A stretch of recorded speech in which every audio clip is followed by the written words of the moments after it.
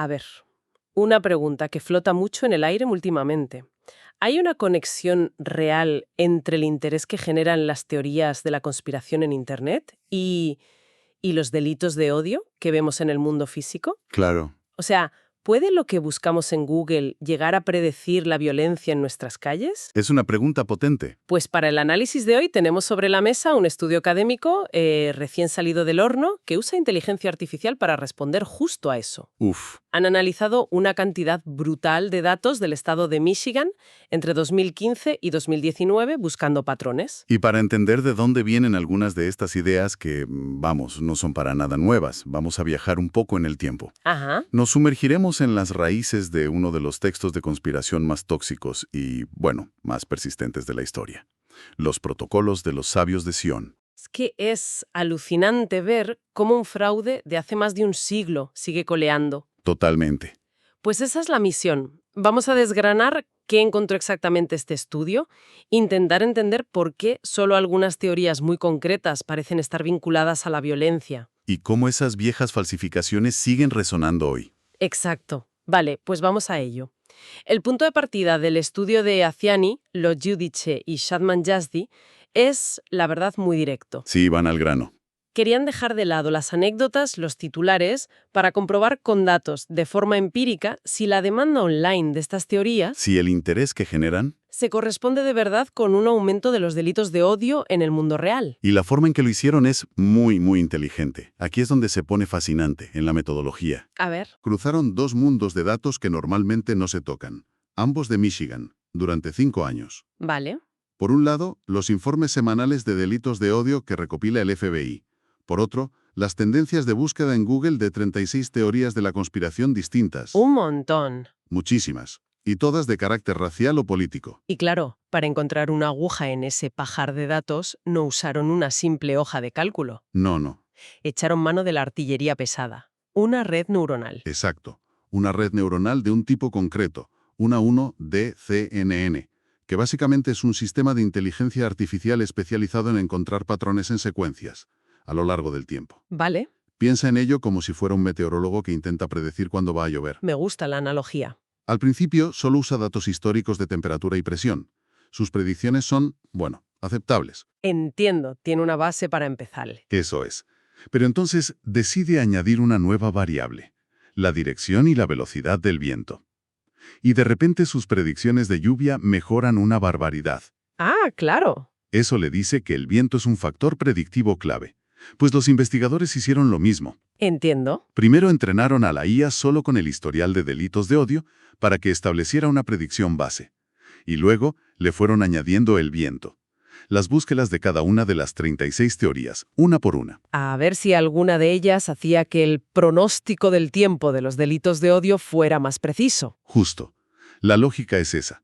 Si al añadir los datos de búsqueda de, no sé, la teoría del gran reemplazo, el error del modelo se reduce, Ya. es una señal estadística muy potente de que hay una conexión, de que el viento de esa teoría está soplando en la dirección de la violencia. Y los resultados, la verdad es que tiran por tierra muchas ideas preconcebidas. Sí, sorprenden. Porque el primer gran titular es lo que no encontraron. La inmensa mayoría de las teorías, 28 de las 36 que analizaron, no mostraron ninguna conexión clara con los delitos de odio. Y estamos hablando de algunas muy famosas. Famosísimas. El Pizzagate, la del plan Kalergi. La teoría del genocidio blanco. Todas estas, que llenan titulares y foros, no mejoraron para nada la capacidad de predicción del modelo. El algoritmo básicamente dijo: esto a mí no me sirve para predecir nada. Es increíble. Es que va en contra de todo lo que uno pensaría. Totalmente. Uno tiende a pensar que cualquier discurso de odio online tiene un efecto directo. Pero los datos aquí sugieren que no es tan simple. Y aquí es donde se pone realmente interesante. Ajá. Porque aunque la mayoría no tuvieron efecto, hubo un pequeño grupo, 8 teorías, para ser exactos, que sí que marcaron la diferencia. Sí. Eran el viento que el meteorólogo necesitaba. De repente, al añadirlas, el modelo empezó a acertar mucho más. Y esta diferencia es, para mí, el hallazgo más importante del estudio. Estoy de acuerdo. Nos obliga a dejar de hablar de teorías de la conspiración como un bloque monolítico. Claro, no son todas iguales. No. No todas funcionan igual y desde luego no todas parecen tener el mismo impacto. Hay algo en el contenido o en la estructura de unas pocas que parece conectar de una forma mucho más peligrosa con el mundo real. Hablemos de esas 8. ¿Cuál fue la que más destacó?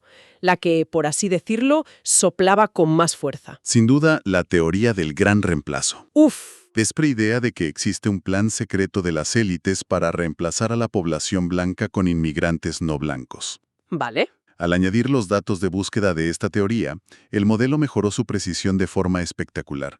Redujo su margen de error hasta en un 6,42%. Que en este tipo de modelos predictivos es... Es una mejora muy significativa. O sea que un aumento del interés en Google por el gran reemplazo era un indicador muy fiable de que se avecinaba un aumento de los delitos de odio. Sí, pero lo más fascinante es el cuándo. ¿Ah, sí? El efecto no era inmediato. Para el gran reemplazo, la mejora en la predicción aparecía con un desfase de 2 a 3 semanas. 2 o 3 semanas. Sí, es decir, el pico de búsquedas en Internet hoy parece preceder a un aumento de la violencia en las calles dentro de 15 o 20 días. ¡Qué curioso! Con QAnon, por cierto, encontraron un desfase muy parecido. ¿Y qué se supone que pasa en esas 2 o 3 semanas? ¿Es tiempo de incubación de la idea? De planificación. El estudio no puede responder a eso, pero es la gran pregunta que plantea. Puede ser un periodo en el que la idea pasa de ser un interés pasivo a una convicción activa. Ya. Un tiempo de radicalización, de compartirlo en comunidades cerradas. Es un lapso de tiempo inquietante. Otra de las teorías que resultó ser predictiva fue la que se centra en la familia Rothschild, acusándola de controlar secretamente las finanzas mundiales. Sí. ¿Qué pasó con esta? Pues el caso de los Rothschilds es especialmente curioso y plantea una dinámica diferente. A ver. Mejoró la predicción en casi todas las pruebas, pero no solo con ese desfase de semanas, también lo hacía de forma casi inmediata e incluso cuando se adelantaba la tendencia de búsquedas respecto a los crímenes. Espera, ¿cómo que adelantaba? ¿Quieres decir que los crímenes podían ocurrir antes del pico de búsquedas? Exacto. Esto sugiere que la relación podría ser bidireccional, una especie de círculo vicioso. Vaya. No solo que el interés por la teoría pueda llevar a cometer delitos, sino que a la inversa, la comisión de un delito de odio podría llevar a la gente a buscar online justificaciones Ah, claro. o narrativas que refuercen su acción, encontrándolas en teorías como la de los Rothschilds.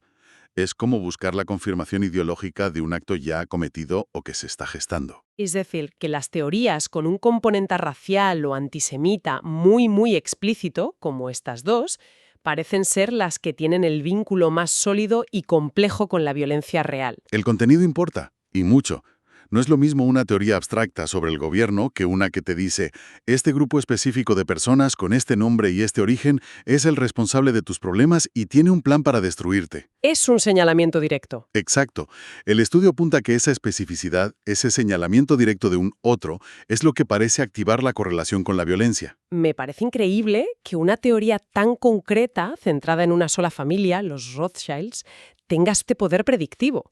Te hace preguntarte, ¿de dónde sale algo así? ¿Es una idea de foros de Internet o viene de mucho más lejos? Viene de mucho más lejos, y ese hallazgo nos sirve de puente perfecto para ir a la raíz del problema. Ajá. Para entender por qué estas ideas persisten, tenemos que hablar de la madre de muchas de estas conspiraciones antisemitas, los protocolos de los sabios de Zion.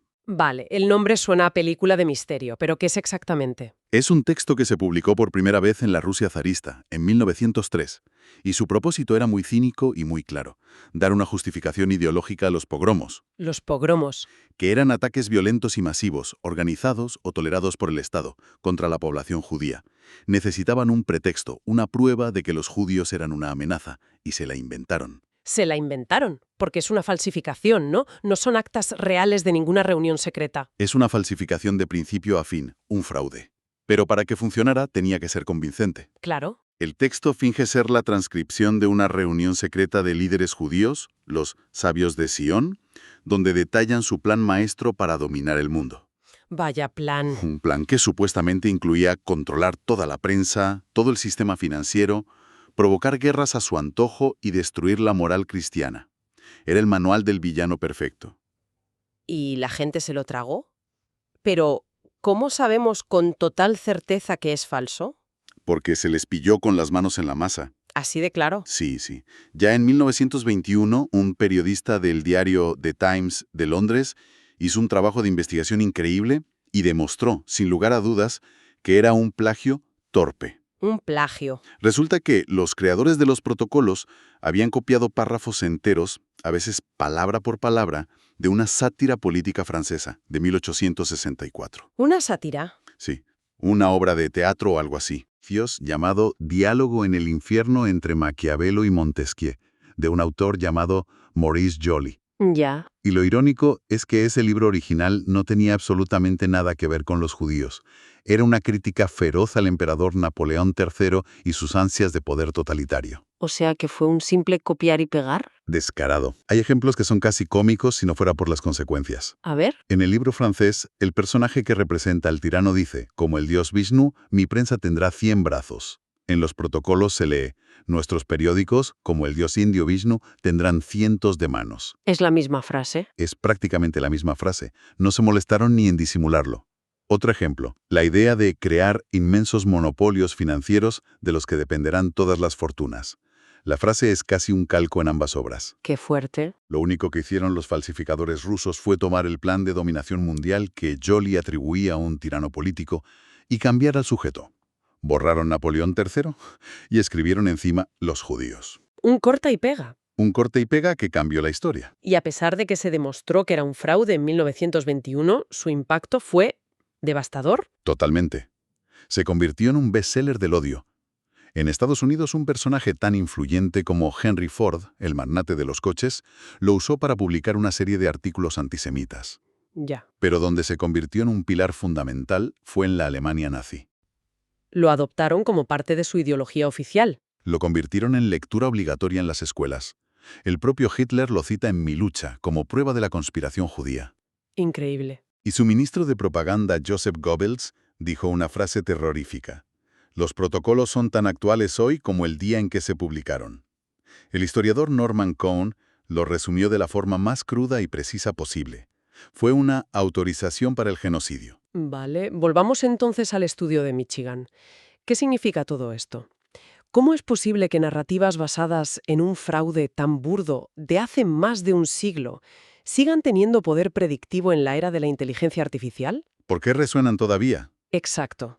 Pues el estudio propone dos marcos teóricos de la criminología clásica que curiosamente encajan como un guante en este nuevo contexto digital. ¿Ah, sí? El primero es lo que se conoce como la teoría de la neutralización. Teoría de la neutralización. ¿Qué neutraliza exactamente? Neutraliza la culpa, la moral, las normas sociales que nos impiden hacer daño a otros. Vale. La teoría dice que la mayoría de la gente que comete actos delictivos necesita una justificación interna para hacerlo.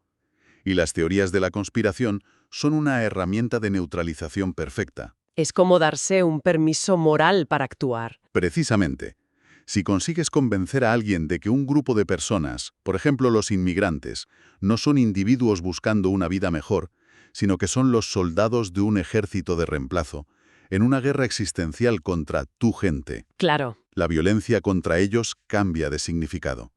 En la mente del autor deja de ser un crimen de odio para convertirse en un acto de autodefensa heroica.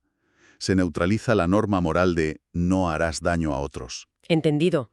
Es una forma de reescribir la realidad para que tus acciones violentas parezcan lógicas y necesarias. ¿Y la segunda teoría? Es la teoría de la asociación diferencial. Suena complicado, pero la idea es muy simple. El comportamiento delictivo se aprende. ¿Se aprende? Se aprende de otras personas, igual que aprendemos cualquier otra cosa. Se aprenden las técnicas, los motivos, las racionalizaciones, las actitudes. Y antes eso ocurría en un barrio, en una pandilla. Y ahora ocurre en un foro de Internet, en un canal de Telegram, en una comunidad online ideológicamente blindada. Claro, el entorno ha cambiado. Esos espacios virtuales son los nuevos grupos pequeños y cerrados de los que hablaba la teoría. En esas comunidades, estas teorías no son ideas locas, son el sistema operativo. Es la norma. Proporcionan el lenguaje común, los valores compartidos y las justificaciones que crean un microclima donde los delitos de odio no solo son aceptables, sino que a veces se aplauden como actos necesarios y valientes. Entonces, si resumimos los hallazgos clave, la gran mayoría de teorías conspirativas, según este análisis, no tienen un vínculo medible con la violencia en el mundo real. Eso es. pero un pequeño y muy específico subconjunto, casi siempre las que tienen esas profundas raíces históricas de odio racial o antisemita, sí lo tiene. Sí. Y lo más inquietante de todo es que esa señal, ese vínculo, puede ser detectado por un algoritmo semanas antes de que la violencia estalle. Es muy importante subrayar que el estudio, como todo estudio de este tipo, demuestra una correlación, no una causalidad directa. Cierto. Podría existir un tercer factor que no estamos midiendo, quizás un evento político o social que esté provocando a la vez el aumento en las búsquedas y el aumento de los crímenes. Claro, correlación no implica causalidad. Un clásico. Exacto, no podemos afirmarlo al 100%. Pero, dicho esto, el simple hecho de que un algoritmo puede empezar a identificar una señal predictiva, aunque sea débil, en medio de todo el ruido de Internet, que pueda encontrar un eco entre la contaminación informativa online y la violencia física en las calles. Ya. Eso ya plantea una reflexión final muy potente. Porque si la tecnología puede empezar a detectar estas peligrosas resonancias entre el mundo digital y el físico, ¿qué hacemos con esa información? Esa es la pregunta del millón. ¿Qué responsabilidad surge para las plataformas tecnológicas que alojan estos contenidos, o para la sociedad en general, a la hora de interpretar y quizás actuar sobre esas señales? No es una pregunta fácil. No hablamos de censura, sino de entender las dinámicas. Si puedes ver que se está formando una tormenta con 2 semanas de antelación, ¿te quedas mirando o intentas al menos avisar a la gente para que se ponga a cubierto? Es algo en lo que sin duda hay que seguir pensando.